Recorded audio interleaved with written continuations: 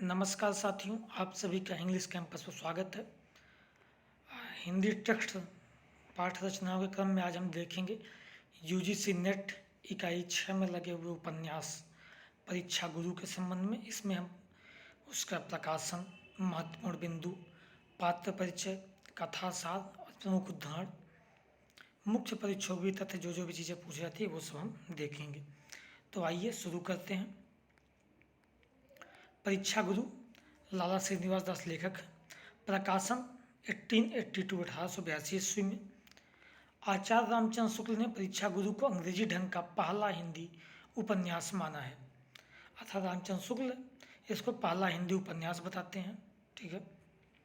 उपन्यास के लेखक लाला श्रीनिवास दास ने निवेदन में इस उपन्यास को अपनी भाषा में नई चाल की पुस्तक कहा है। ये ध्यान दीजिएगा कि नई चाल की पुस्तक कौन बोलता है इसे, तो लाला श्रीनिवास दास। उपन्यास में तत्कालीन मध्यवर्गीय जीवन का चित्रण भी मिलता है जो पश्चिमी आधुनिकता से विशेष प्रभावित थे। यह उपन्यास कथा प्रधान नहीं बल्कि उपदेश प्रधान है। लाला श्रीनिवास दास पुस्तक के निवेदन में उपन्यास लिखने हेतु प्रेरणा स्रोत के लिए महाभारत आदि संस्कृत ग्रंथ, गुलिस्ता वगैरह Farsi, Spectator, Lord Bacon, Goldsmith, William Cowper, Stribodh, वर्तमान के रिसालों को श्रेय देते हैं। अब आइए पात्र परिचय देख लेते हैं। पहले मुख्य पात्र लाला मदन मोहन, उपन्यास का मुख्य पात्र, जो एक धनवान व्यापारी है लेकिन गलत संगत में फंसा जाता है, अंत में जेल जाता है, जहाँ से सच्चा मित्र उसे बचा कर लाता है। सच्चा मित्र कौन है? ब्रजकिशोर, वो बचा के लाता है। मुख्य पात्र लाला मदन मोहन। फिर लाला ब्रजकिशोर, लाला मदन मोहन का सच्चा मित्र जो हमेशा उसे सही सलाह देता है और अंत में निकाले जाने पर भी अपने मित्र को जेल से बचा लाता है। पेशे से वकील, समझदार इंसान है ये। मुंशी चुन्नीलाल, मदन मोहन का चापलूस मित्र, जो कि पहले लाला ब्रजकिशोर के यहाँ 10 रुपये महीने का नौकरी करता था। मास्टर सिंभू दयाल, लाला मदन मोहन को अंग्रेजी पढ़ाने के लिए रखा गया था, बाद में उसकी चापलूसी करता है, अपनी स्वार्थ सिद्धि का प्रयास करता है। अब इसके बाद हरकिशोर, ये विलन आ गया। लाला मदन मोहन से बैर हो जाने के कारण सभी व्यापारियों को भड़का कर लाला मदन मोहन पर मुकदमा करवाता है। ठीक है। ये थे मुख्य पात्र। गौण पात्रों को देख लेते हैं। कामिनी मदन मोहन की पत्नी है, प्रियम्बदा ब्रजकिशोर की पत्नी है, पंडित पुरुषोत्तम दास, ये भी मित्र होते हैं लाला मदन मोहन के, हकीम अहमद हुसैन, ये भी मित्र हैं, बाबू बैजनाथ, ये भी मित्र हैं, लाला हरदयाल, ये मित्र हैं, हरगोविंद पंसारी का लड़का है ये, मिस्टर ब्राइट, ये दुकानदार होते हैं, निहाचंद मोदी, आगा हसन जान, ये गौण पात्र कुछ जो आए हुए हैं। अब आइए संक्षिप्त कथा देख लेते हैं। कथा साल। अच्छा, एक बात ध्यान रखिएगा कि इसे श्रीनिवास दास उपन्यास नहीं कहते हैं। ठीक है, वो इसे उपन्यास नहीं मानते हैं, बस ऐसे ही लिख दिया तो लिख दिया वाले क्रम में चल रहे हैं वो। आइए संक्षिप्त कथा साल देख लेते हैं। उपन्यास में दिल्ली के एक ऐसे कारोबारी साहूकार लाला मदन मोहन की कथा वर्णित है जो समृद्ध वैश्य परिवार से है। उसे अपने पिता से बड़ी दौलत विरासत में मिलती है, लेकिन वो पश्चिमी आधुनिकता के प्रवाह में पड़कर लगातार अपव्यय करता है। वह युवा अवस्था में गलत संगत में पड़कर अपनी सारी दौलत खो बैठता है। उसे आदमी की परख नहीं है। यह अपने सच्चे मित्र लाला ब्रजकिशोर को, जो उसके हर अनुचित कार्यों से पहले उसे टोकता था, उसे दूर कर देता है, जबकि चुन्नी दयाल, बैजनाथ आदि को अपने साथ रखता है। और ये सारे अवसरवादी लोग उससे हर अनुचित कार्य पर प्रोत्साहन देते हैं, उसकी चापलूसी करते हैं तथा उससे अपना स्वार्थ सिद्ध करते हैं। इन स्वार्थी लोगों द्वारा दी गई गलत सलाहों के कारण लाला मदन मोहन जल्दी ही कर्ज में डूब जाता है। उसी समय हरकिशोर से लाला मदन मोहन की दुश्मनी हो जाती है।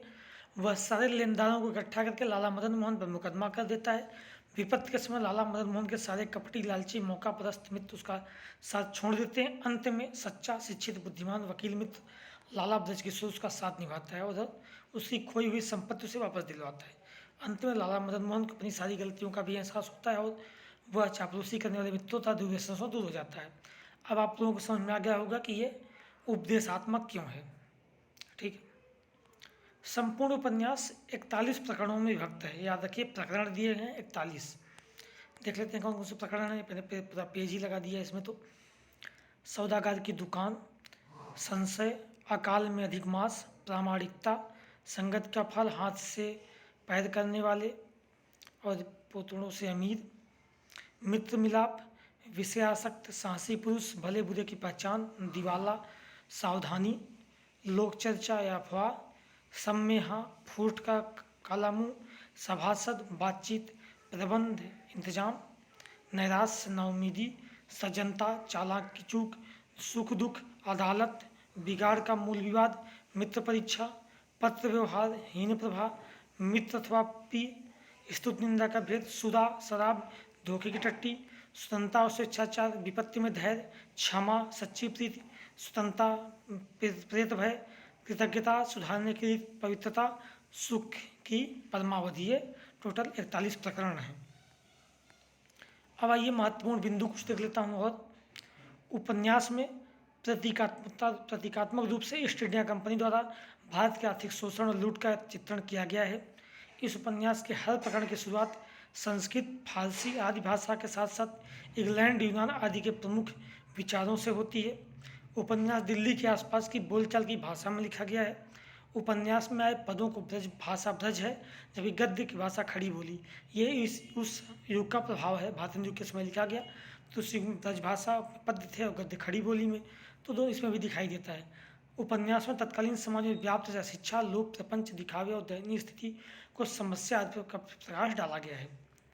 अब आइए प्रमुख उदाहरण देख लेते हैं। कुछ कथन।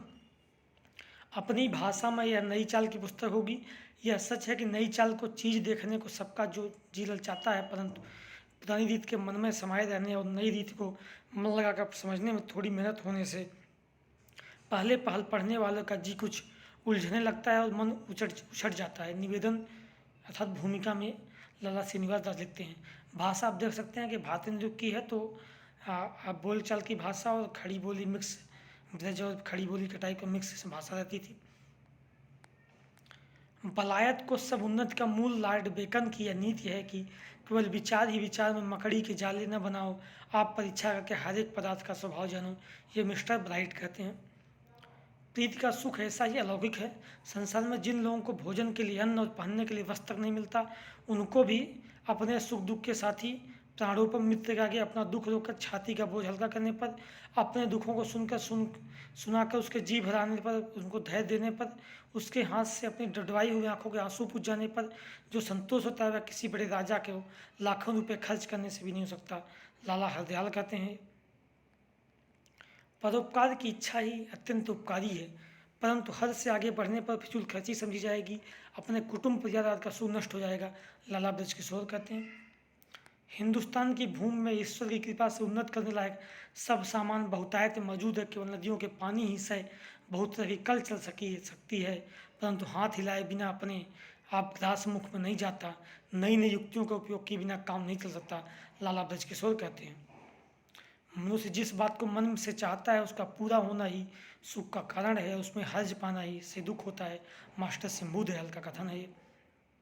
ईश्वर ने मनुष्य को स्वतंत्र बनाया है, पर स्वेच्छाचारी नहीं बनाया, क्योंकि उसको प्रकृति के नियमों में अदल बदल करने की कुछ शक्ति नहीं दी गई। लाला ब्रजकिशोर का कथन है ये। दंड का प्रयोजन किसी अपराधी से बदला लेने का नहीं, बल्कि आगे के लिए और अपराधों से लोगों को बचाने का है। मास्टर शंभू दयाल का कथन है, आदमी को पहचान जाहिरी बातों से नहीं होती, उसके बर्ताव से होती है। लाला ब्रजकिशोर कहते हैं, एक प्रामाणिक मनुष्य परमेश्वर की सर्वोत्कृष्ट रचना है।